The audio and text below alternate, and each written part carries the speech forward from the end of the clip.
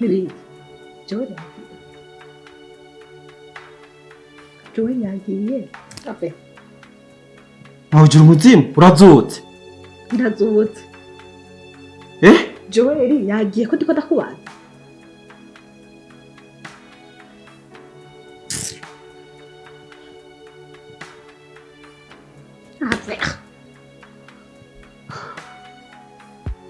Makasiwe ndiko ndabaza. Joel yagiye cyane. Yagiye. Mpamaso rero genda. Tumuka chaho.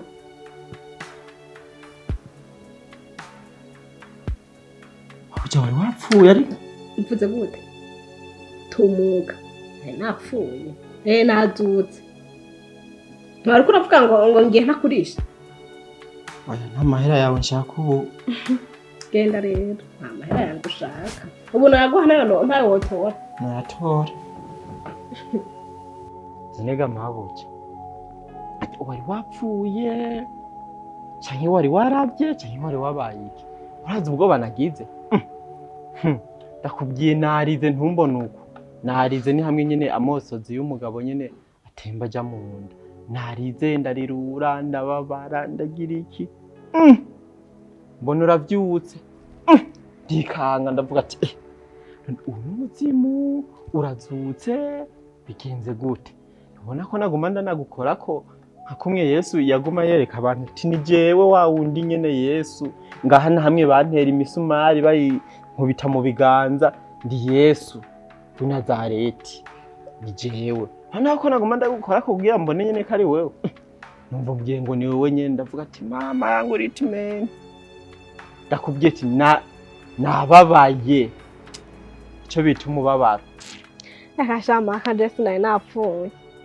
Awana yampaye ikinini. Ibyo muhungu n'umugesera ntumubone nkujya. Yampaye ikinini ngo nkuremwo inda. Hewe nanje baza amashure nizo nane ntiyapfuye bose. Ca ndafata ndakinwa ariko sinakimira. Ndagishira munsi y'ururiro. Hewe nca ndigirisha rero haheze akanya yuko kiriko kirakora mu nda. Nyine igomba iveyo ndiriza. Harya rero nca nigira nk'uwapfuye kugira ndabe ingene ameze. Umuhungu turi kumwe ingene ameze. Hewe burya kwanza amajije ku kintu yaciye ambwira ngo burya muco kinini ngo unyoye ngo nico gukuramo inda ibiki n'ibiki. Urabona natwe kuri imbere yiwe ngo ndanamutabire basi n'urushi. Navuga ati reka rero nigirishe nanje ko kiriko kirakora. Harya rero waciye ubarangwa napfuye. Nigasha cikunze urya muhungu mwakundana kandi umukunda cyane nawe akagukunda. Byagenze gute? Urukundo rwari ruri hagati yanyu kabisa navuga ati go mabuja arafatishije. Barakunda. Gusa nyene jewe urana amosozi nariza arahagije. Burya ni hamwe amosozi y'umugabo atemba aja mu nda. Mugabo ndamaze kubona ntubona ko ibituza binini. Ja amosozi yanje ntarenga ngo amanuke aguma aha mu gatuza. Niyo yitekeyemo. Burya abantu uzobona bafise inda zinini azoba arabagabo. Azoba ari amosozi yiretsemwo. Arabagore naho zoba ari inzoga. Boke amuterinati boke. Urumva? Hama mabuja rero. Burya amasengesho yawe urayasenga Imana ikayakiriza amaboko yose. Kubera yuko Imana yashatse ikugaragarize ujya mugabo wawe icarico. Reka vyaboneka ko ujya mugabo wawe ntubona ko Imana yakweretse ko munabanye. Munabanye. Hoza n'abasuma. Wewe akava mu nzu akiruka. Abasuma bakakwiba wewe bakaguterura bakagutwara. Yumva yo bacunze iki? Mujinga sana natoke kure. Mva mu maso maka mva mu maso ugende kumesa nyarutsa. Gusa kwezi kugera guhere urabe. Genda rero ese kabi. Muhungu. Impanuro wampaye Ephraim sinigeze ndazikurikiza na gato. Muri iyi minsi ndiko ndabona ingaruka yavyo. Hewe ndiko ndarondera hano nohungira jewe nyine ubwanje. Umutima numva udatekanye. Umwanya n'umwanya nguma nikanga ko hari abantu baje kumfata. Nguma nikanga ibintu nyene urumva wini. Namuhaye kinini mani gikora mwinda. Sa? Yes. Reka muhungu we n'amagogo. Namuhaye kinini gikura mwinda. So turi kumwe nasize nyene mbona ari nk'ikiziga yapfuye Ephraim. Yarambije amaguru yagoroye. Yigoroye neza. sinzi rero ngo bimeze gute mugabo nguma nikanga umwanya n'umwanya nobona baje kumfata mani numva mfise ubwoba aba kuntu wofasha basije nkaranka kunocika ngaha mu gihugu mana ni hatari. Ubu rero ushaka ndagufashe utoroke uhunge. Muhungu ntumva ko nzombaye umufatanya caha ubwa mbere wanigaguye umwana wawe yarapfuye hapfa na nyina kuko hajya wishe babiri ntiwishume.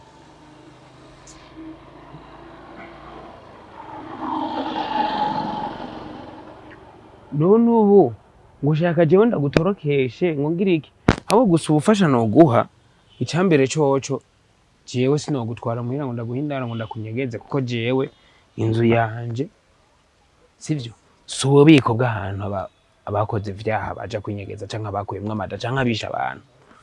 Ica kabiri naco ubufasha bwonyene nshoboye nkakugirira neza kubera turi n'abagenzi kandi twabanye neza. Hari utunimero mfise tw'umupolisi reka ishikane mu gipolisi hakiri kare ntararigwa ndamuhamagara wijane barakubize erega hajya anya bazoba gukingiye ukuvuga mani je kinini mu kimuhamana nakimuhaye mugabo nakimuhaye imitima ari ibiri umutima umwe bireke undi mutima bikore byarangenda kimuhaye kinini yarakinyoye mugana nagiye mbona umwana w'abakobwa agaramye yaguye agaramye nanje naherutse ubwo nyine ncanda cyaho ndiro gusa umuntu yabimenye nagakozi babana hajya agakozi kiyo ibatse je n'ukuri kw'Imana ngo ndishe umuntu akakanya cyaco kwica umuntu umwe babiri. Muhungu rero nimero z'umuhopeji reka ndamuhamagara aze kubara gutoye kuko mugasho umuntu yo barakubitse kandi baba bagukingiye kuko nk'umuryango wo kwa wawini bagufashe bakugirira nabi mu kuntu mbere zo gukingira genda mugasho uburicayeyo ujye ibigori by'ubuntu ujye ubugari bw'ubuntu ibiharage biri nk'ubunyundo wumve vitamine y'ubunyundo wibiricariye mugasho wa muhungu bakugumye bazo bagukingiye ego baba bagufunze ariko umenye ko baba bagukingiye naho nyene kuko ufunzwe haraba bifuza kukugirira nabi mu gihe widegenze ariko ufunzwe bagi nyene bagucunze baba nagukingiye ntawe ushobora kugira nabi kandi ushobora no gutoroka. Ni mama reka mpamagara wa mopeji izina ry'Imana wa muhungu mani wowe umugenzi mugasi n'ivyo bintu uri kurambwira byo kuhamagara abapolisi basi reka nifashe niba nikunaniye kumufasha sivyo shajo ujya muhungu mugenzi wawe afise ubugome ntabimuzigako uribaza umuhungu arabizi neza ko mufitiye inda mbere mwaranakundanye akakubwira amaproje agufitiye hama mu nyuma akaza kuguha ikintu cyo gukuramo inda gusa ahubwo iyo aza no kubimbwira akambwira ati iki kinini ndaguhaye nico gukuramo inda ariko yarakimpaye ambwira ko ari ca stress maze kukinwa ntagiye kumbwira yuko ari co gukuramo inda nanje kubera ata n'inda nari mfise avuga ati reka umuntu rero nande ndamukine kuko ikinini sinakinyoye ariko muwo mwana nayigize yaho ikinini kiko kirakora mbere ndanipfisha kugira ndabe reaction umuhungu yaciye ntanga hariruka umuntu yagumye ngaho umukozi wanje niwe yahagumye ngaho woye ariko umuhungu yirutse kera guhama ngo ujya ngo yoshobora gutunga umugore sinibaza ko n'umugore we bazoshoboka canke se ngo babane bubake nyene rugome sindavyibaza kuko ujya mu muhungu yuzemo ubugome butagira n'ukuntu bungana sa je kwigitsi cyo hanje ndumiwe kubera ko narindi nganzi neza ko wapfuye kuko we yari yamaze kumbwira ibyabaye ambwira ivy'ikinini arambwira ngene mwakuyemwo inda ahubwo ikintu ushaka kumenya mbega mwari mwabipanze ko numva mwari mwapanze ikintu kibi cyo kuba mwokuramwo inda kuko inda bamaze kuyitwara si byiza kwiyumvira kuyikuramo ko ntaco vyobafasha kuko haba hamaze kuba icaha ca mbere mugaca mukora ikindi caha ca kabiri cyo kuyica umwana none urumva yari bahitanye muri babiri rega ntiwari kuba upfuye wenyene kurumva ko wari upfanye n'umwana mu nda ariko bapfuye babiri ahubwo mbwira mwari mwabipanze kugira ngo mukuremwo inda mwari mwavyumvikanye cha George sinayi kwemera gukuramo inda oya nari nabimwankiye aranambwira yuko tugiye kurera umwana ariko aje kundamutsa muhira mbere tuko turatera inkuru bisanzwe acambwira ngo maze iminsi ufise stress ngo yaronse utunini dukura stress acarama naye ndavuga ati shatu umuhungu tutwo tunini nyabaki cafata renda kanwa ariko ndagashira munsi y'ururimi aca ibaza ngo nakanyoye nanje ndigira nkaho umenga ikinini kiriko kirakora ndanipfishaho yewe umuhungu sinamenye niyo yaciye umukozi wanje no yagumyaho ari nyene yaguma ngaho ndabira umuhungu nkurya urabona ko twari kubana hama tukazogera he je ndiko ndiyumvira ndavye urukundo mwakundana n'urya muhungu sinzi ko ibintu vyogereye gusa je yagerageje kubimbwira ambwira ko mbere aho bigeze ariko arahiga ngwene yohunga je ndamugira inama ko yokwishikana mu gipolisi akishikana wenyene batarirwa baramurondera kuko ico yari yamaze gukora cari gikomeye cyane ariko ndumva yuko Imana yakinze nawe warahaciriye ubwenge ahubwo ndashaka kumenya ko nabonye umengo ariko aragenda yigarura amera nk'uwicuza ku byo yakoze nta kuntu bamubabarira mugasubira mukagubaka basi mugakundana mukabana hamwe gushikaho mubana ntigikunda ibaze rero nk'ujya dusubiranye yarashatse kwicira umwana amaraso yiwe jewe ataco dupfana twahuye dukuze nija tokwica mbega ntigikunda nta naho byoca ngo dusubirane ndumva ivyanya ari Yesu Kristo akwiye kwigarukira akaba ari wabijamo ko ndabona nta mwana w'umuntu n'umwe yabishobora Mperuka musenga mwemera Imana ariko ndumva ibintu byarageze kure birahinduka ni ingoma zahinduye imirisho n'impamvu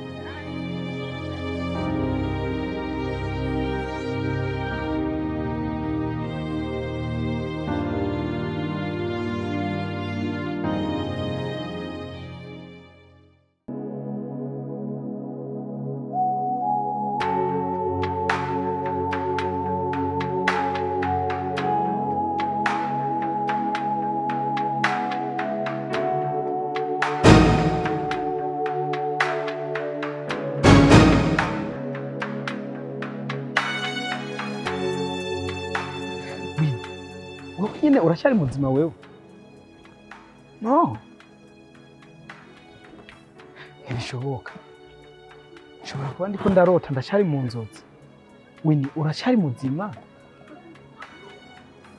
wewe nyine nzije sinzi ndabitahura Winnie navuye hajya wanwe ikinini sivyo mbona wapfuye umutima utagitera gute cyakusobanurira uracyari muzima gute nta bindi byo bavuga waba utsinda uvuga Imana ishimwe Winnie nanjye rega mu nyuma naragiye ndicuza naricujije ndiyumvira icyanteye gukora bijya bintu nsanga shetani yari yanzindukiye kiyagiye nukuri Winnie sine nabigambiriye si ibintu nateguye jewe oya je no ndakubesha nukuri ndashimye Imana sinoronka ico ndayiha muri aka kanya bise umunezero ntangere ukongera kukubona uvuga ati mu mutima wanje Joel ndishimye kugwego rutari bwakaboneke Winnie niba ntariko ndarota niba atari inzozi niza wari inzozi naho notuma ndazigumamo ariko Winnie ndabona neza visavi uracyari muzima ni wowe nyene nta ninde rufise urabona umwanya mpagaritse ngahaya urukuradebwa uzurazirikana ivyo wavuze nibaza ngo byarafuditse aha Winnie reka ntunduze ishavu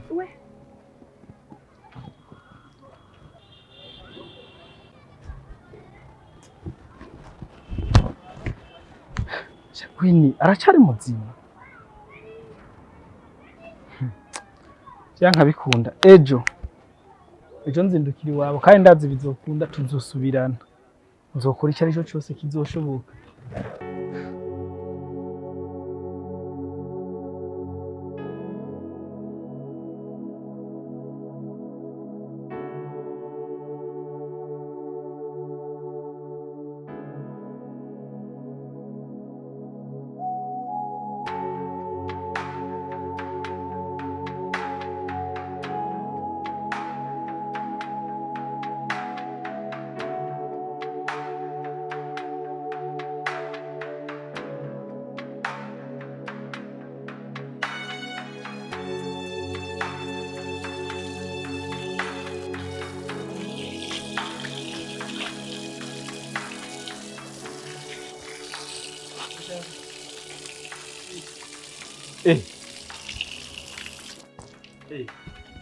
Sawa. Sawa. uracabaho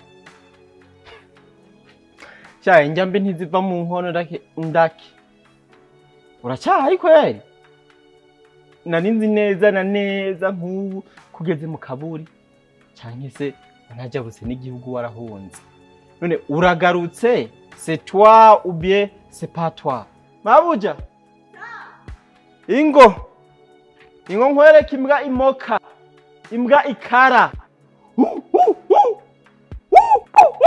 ingo ije kumokera hano ingurabe ewe wewe rero ni gusu umumbweti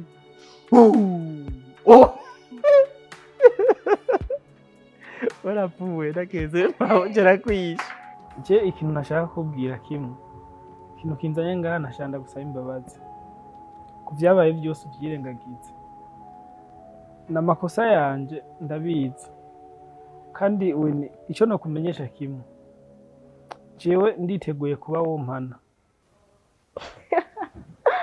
musubiza hamwe nande teshute ko gusubirana je nawe kubona imbwa itukura igenda iriruka so wini je n'ukuri ku bintu byabaye byose no kubwira yuko ari shetani yanshutse shetani yaranshutse ndakora ibintu bidakoreka wini gusa icyo no kwizeza kandi cy'umunezero uko gushika kwaka kanya nisa je nazungutse nsanga niwe mukobwa wenyine mbona nipfuza ni umutima wanje wishimira nipfuza kubana nawe wini je no kugeza kwisanda cyagukunda n'ubunyemereye vrema ukibivuga gusa ukavyemera ukampaye amahirwe wini n'ubu nosha ndagushira mu nzu ntaco ntokora notuma ngena nkagurana amafaranga ashoboka ariko nkabona ko je nawe turi kumwe tubirimo neza wini please ndagukunda n'umutima wanje udashaka kunyumva ntibikunda ko dushobora gusubirana nawe wamwicanyi wa moroziwe wini ikindi nakubwira uwo mwana twite ufise mu nda arakeneye gukurira mu maboko ya nyina na se wiwe ari kumwe n'abavyeyi